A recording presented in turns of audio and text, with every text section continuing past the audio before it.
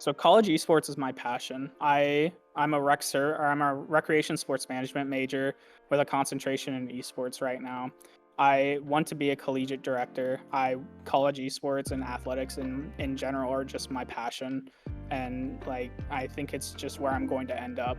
I it's what I get up for every day. It's what I really just helping kids find their path in life. And even if my program isn't the right fit for them, I always try to be a resource for everyone in the space that wants to learn more about it, to be able to share the wealth of knowledge that I've built over the years.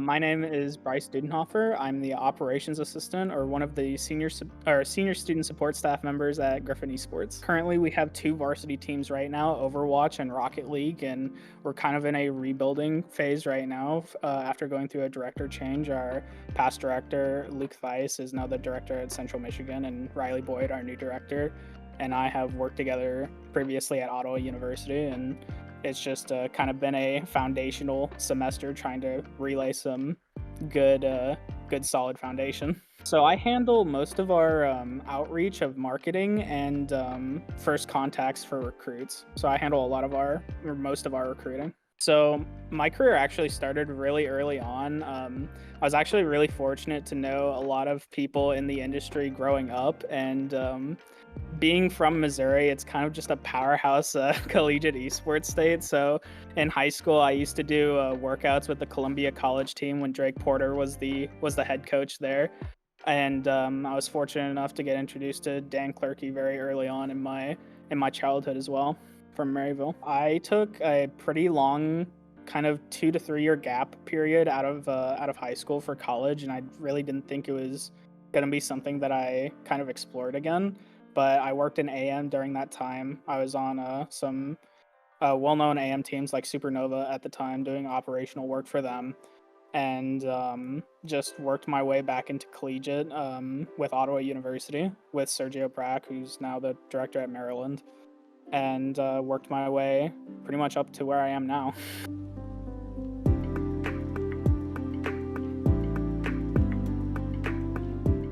So I was actually sick on Thursday whenever they were doing the nominations. I stayed home that day, but I was watching the nominations on my TV in my bedroom, and I don't think I screamed so loud in my life. Like I was I like it wasn't a non-chance in my mind, but it wasn't a very high one, and I didn't think there was gonna be a feat that was accomplished so early on in my career. But I kind of made a pseudo pact with myself that if I didn't get nominated this year, I was gonna really, really push for a nomination next year.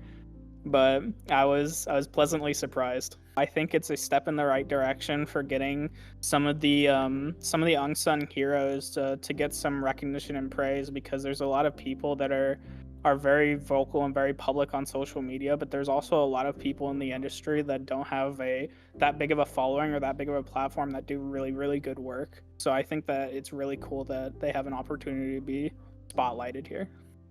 I definitely think that everyone in the award, and even I was very surprised whenever I saw the nominations for Collegiate Student Leader of the Year, because there's definitely some people on there that are missing.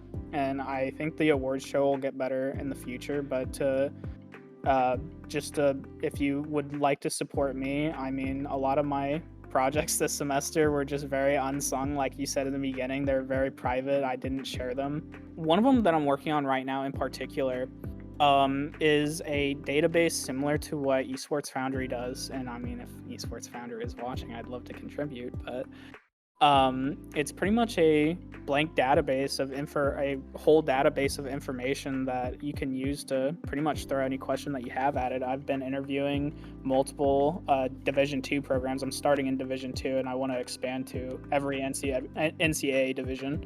And so us in particular at Missouri Western, we're trying to figure out what naming rights would look like for our arena, for instance.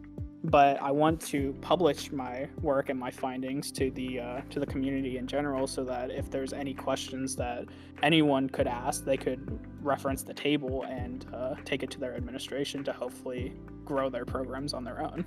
But I work a lot in the high school space and trying to help develop the MOSEF ecosystem. I'm working with 3 high schools right now, just trying to develop them. And like I said before, I always try to be a beacon to any person that wants to enter the collegiate space or just the esports space in general. And even if my program, again, just isn't the right fit for them, I try to be a rising tide that raises all boats. Just make sure you go vote. You can vote every day up until the 16th of November, I believe.